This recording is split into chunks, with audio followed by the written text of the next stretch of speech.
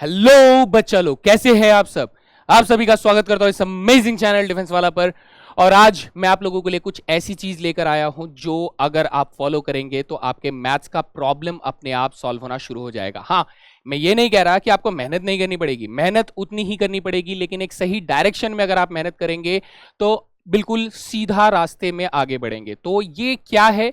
ये ऐसा है कि एक स्ट्रैटेजी है जिसमें मैंने लेयर वाइज डिवाइड किया है कि अगर आप एनडीए की कंप्लीट मैथमेटिक्स को पढ़ना चाहते हैं तो आपको किस सीक्वेंस में पढ़ना चाहिए जिससे चीजें आपको बहुत जल्दी आसानी से समझ में आनी शुरू हो जाएंगी। और एक बार चीजें बिल्डिंग ब्लॉक की तरह, मतलब पहले आप फर्स्ट फ्लोर बनाएंगे, फिर सेकंड फ्लोर बनाएंगे, फिर थर्ड फ्लोर बनाएंगे और अपने आप ऐसे बिल्डिंग बनती जाएगी। तो ये चीज मैं आप लोगों के लिए इस पूरे के पूरे सेशन में लेकर आ रहा हूं। एक छोटा सा ये स्ट्रैटेजी है हमारा जिसके अंदर हम लोग अगर पढ़ना चाहते हैं, पूरा कवर करना चाहते हैं तो किस वे में आपको जाना चाहिए, ये मैं आप लोगों के लिए यहां पर लेकर आया हूं। तो आराम से इसे देखिएगा और समझिएगा कि क्यों ये चीज हमारे लिए ऐसे ही पढ़ना जरूरी है।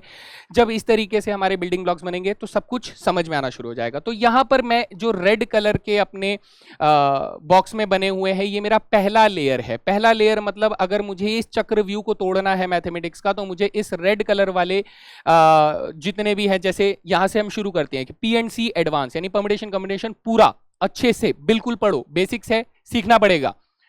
स्टार्ट्स का बेसिक आप स्टार्ट कर दो, जैसे क्लास 9 10th में जो आप लोगों mean mode median pie chart histogram वगैरह वगैरह वगैरह सब पढ़ाया जाता है, ये बेसिक्स अपना स्टार्ट कर दो। ये मुश्किल नहीं लगेगा, ये आसान होगा।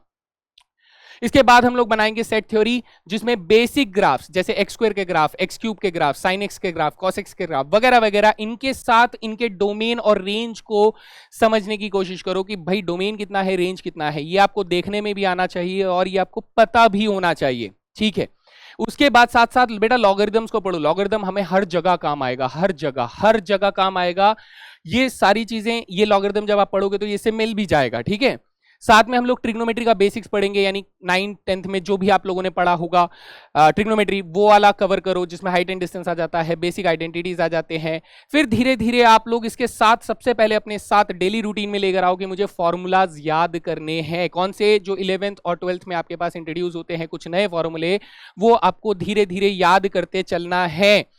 अब इसके बाद मैट्रिक्स डिटरमिनेंट्स को भी साइड साइड चलाते रहो क्योंकि ये भी आसान होता है। इसमें हम लोग अगर धीरे धीरे इसको शुरू करें तो बहुत अच्छे से ये तैयार हो जाता है। अब इसकी जरूरत हमें आगे पड़ती है, ये बात आप समझोगे कि क्यों मैं इसे पहले लेयर में रख रहा हूं। हमें इस चक्रव्यूह का पहला जो दरवाजा है वो कैसे भेदना है। कोऑर्डिनेट ज्योमेट्री को शुरू कर दें। यहां पर हम लोगों को मैट्रिक्स डिटरमिनेंट्स का हल्का फुल्का सा एक छुअन देखने को मिलता है। कोऑर्डिनेट ज्योमेट्री एडवांस लेवल पे करनी है, मतलब बेसिक्स भी करनी है और एडवांस भी करनी है, क्योंकि यहीं से हमारा एक बहुत बड़ा डायमेंशन खुलता है, दैट इज 2 डायमेंशन ज्योमेट्री खुल जाता है। तो सबसे पहले इस पे बहुत ज्यादा मजबूती लेकर आनी है। जब तक पूरा कॉन्फिडेंट ना हो इससे आगे ना बढ़े। फिर यहां से एपी जीपी जो है बेसिक लेवल पे समझ लेना है, यानी कि एपी और जीपी क्या होते हैं, कैसे होते हैं, इसके टर्म्स कैसे ढूंढे जाते हैं, ठीक है। देन उसके बाद हम लोग, ये हो गया हमारा पहला लेयर कवर। अब ये सारे पहले लेयर से आपके पास कुछ शक्तियां आ गई हैं जिसकी मदद से आप ये तैयार हो कि हम लोग अगला दरवाजा तोड़ सकते हैं।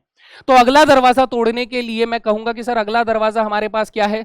इधर से देखो ब्लैक कलर के डब्बों में जो लिखे गए हैं, ब्लैक कलर के डब्बों में मैंने कैसे लिखा है सर, बाइनोमियल थ्योरम और प्रोबेबिलिटी पकड़ में आनी शुरू हो जाएगी। बाइनोमियल थ्योरम में कॉम्बिनेशन का इस्तेमाल होगा, प्रोबेबिलिटी में परम्यूटेशन कॉम्बिनेशन दोनों का इस्तेमाल होगा, क्योंकि भैया हम लोगों ने पहले ही, फिर से बोल रहा हूं, क्योंकि भैया हम लोगों ने पहले ही यहां से यहां पर आने का तय कर लिया था। पीएनसी एडवांस पढ़ चुके थे तो ये हमारा हो गया, ठीक है। अच्छा, जब स्टैट्स का बेसिक था तो स्टैट्स के बेसिक से आप कहां जंप करोगे, स्टैट्स के एडवांस में जंप करोगे। ये आपको सेकंड लेयर में ही खत्म कर देना है क्योंकि ये फिक्स्ड है। बहुत ज्यादा कंफ्यूजिंग क्वेश्चंस यहां पर नहीं होते हैं। अगर आपके कॉन्सेप्ट्स अच्छे हैं तो आप इसको इसी के साथ खत्म करोगे, इसके बाद ही अगले लेयर पर आकर खत्म करोगे। फिर उसके बाद हम लोगों ने जो सेट थ्योरी पढ़ा, इसका फायदा हमें रिलेशन फंक्शंस में देखने को मिलता है। लॉगरिदम्स का फायदा हमें रिलेशन फंक्शंस में देखने को मिलता है।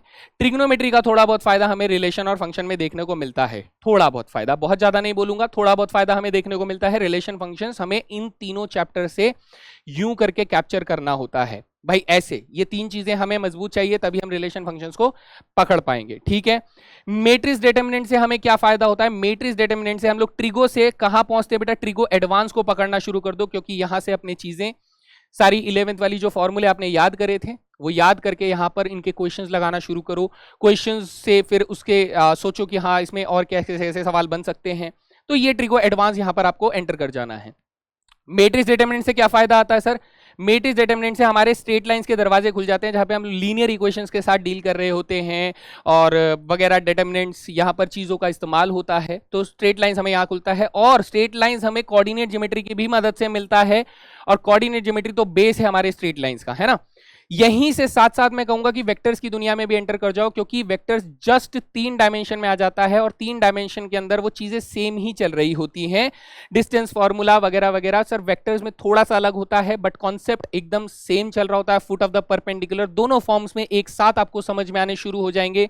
कोऑर्डिनेट्स, किस लाइन की इक्वेशन कैसे होती है, वो सारी चीजें आपको साथ में समझ में आनी शुरू होंगी। वहीं से आपने एपीजीपी पढ़ा था, तो इससे हमें क्या मिल जाएगा, इससे हम लोग आगे चलेंगे तो सीक्वेंस एंड सीरीज हमें मिल जाएगा। सीक्वेंस एंड सीरीज अब एडवांस लेवल पे करो, जहां पे सीरीज के सम करो, सीक्वेंस के क्वेश्चन लगाओ, अच्छे सवाल लगाओ, जहां से भी आपको सवाल मिले वो सवाल लगाओ, है ना। सीक्वेंस एंड सीरीज को एडवांस लेवल पे तैयार करो। अब यहां से हमारा हो गया दूसरा लेवल तैयार। भाई दूसरे लेवल में हमें अभी पीछे का तो आता ही है, क्योंकि उसी के भरोसे तो हमने इमारत को खड़ी करी है दूसरे माले पे। अब दूसरे माले से तीसरे माले पर आपको जाना है, तो तीसरा माला क्या है बेटा, तीसरा माला ये कि हमें सेट थ्योरी आती है, ग्राफ बनाने आते हैं, डोमेन रेंज समझ में आता है, रिलेशन फंक्शन आता है। तो अब मैं तैयार हूं कहां जाने के लिए, मैं डेरिवेटिव्स के अंदर जाने के लिए तैयार हूं। मैं अब फंक्शंस को तोड़ सकता हूं, जोड़ सकता हूं, उसका स्लोप निकाल सकता हूं, उसका मैक्सिमा मिनिमा निकाल सकता हूं। यहां से आपको एंटर करना है derivatives, limit, continuity and differentiability, क्योंकि ग्राफ का एक बहुत इंपॉर्टेंट रोल होता है, तो वो मैंने पहले से ही प्रैक्टिस करने के लिए बोल दिया। ठीक है भैया। अब इसके बाद अगर हम लोग यहां से चलते हैं, तो ट्रिगो एडवांस के बाद आपको कहां एंटर करना है, आपको एंटर करना है बेटा प्रॉपर्टीज ऑफ ट्रायंगल पे, जहां पर हमारे पास साइन लॉ, कोसाइन लॉ के छोटे छोटे कुछ ऐसे सवाल होते हैं, ना भी करो तो ये चलेगा। अच्छा, अब यहां से स्ट्रेट लाइंस हमें कहां फायदा देता है बेटा, स्ट्रेट लाइंस और वेक्टर्स मिलकर हमें 2 जगह पर फायदे देता है। स्ट्रेट लाइंस आगे बढ़ाता है हमें कोनिक सेक्शंस की तरफ, ठीक है, और वेक्टर्स और स्ट्रेट लाइंस मिलकर हमें 3D की तरफ आगे बढ़ाता है। अच्छा, 3 डायमेंशन ज्योमेट्री हमारा यहां पर 3rd लेवल के अंदर जाएगा बेटा। कोनिक्स हमारा 3rd लेवल का कॉन्सेप्ट है, ये बात आप जानते हो। और फिर उसके बाद हमारे पास यहां देखिए, ये वैसे तो 3rd लेवल हमारा पहले पार्ट में हो गया। अब इसे सोचो कि हमारा जो कोर है, हम लोग पहुंच रहे हैं अपने गोल के करीब, तो अब लेयर वाइज लेयर चल रहे हैं। हमने कहा सर हमने डेरिवेटिव्स को पूरा समझ लिया, उसकी डिफरेंशिएबिलिटी समझ ली, तो यहां से 2 दरवाजे खोल दो। एओडी इसका यूज कहां कर रहे हैं, और इंटीग्रेशन यानी डेरिवेटिव का उल्टा प्रोसेस क्या होता है, तो यहां से चीजें जुड़नी शुरू हो जाएंगी। एक तरफ इसका यूज करो, एक तरफ इसका उल्टा प्रोसेस शुरू कर दो। तो जब आप इंटीग्रेशन कर रहे होगे, तो यहां पर आपको पूरी ट्रिग्नोमेट्री हेल्प कर रही होगी बेटा। ये सब कुछ मिलकर आपको इंटीग्रेशन में, डेरिवेटिव्स में, हर जगह पर हेल्प कर रही होगी। ये काफी फायदा आपको देखने को मिलेगा। सारी चीजें आपस में ऐसे कनेक्टेड होती हुई जाएंगी, ठीक है। पी एंड सी का भी यूज आप लोगों को इसके अंदर मिल जाता है, लेकिन बहुत ही कम मात्रा में, बहुत कम मात्रा में। अब जैसे ही आपको इंटीग्रेशन आ जाएगा, तो इंटीग्रेशन से आप एरिया में चले जाओगे, और या फिर इंटीग्रेशन से आप लोग कहां चले जाओगे, डिफरेंशियल इक्वेशन में चले जाओगे। जैसा जहां आपको कंफर्टेबल फील हो, अब आप इस रास्ते को अपना सकते हो।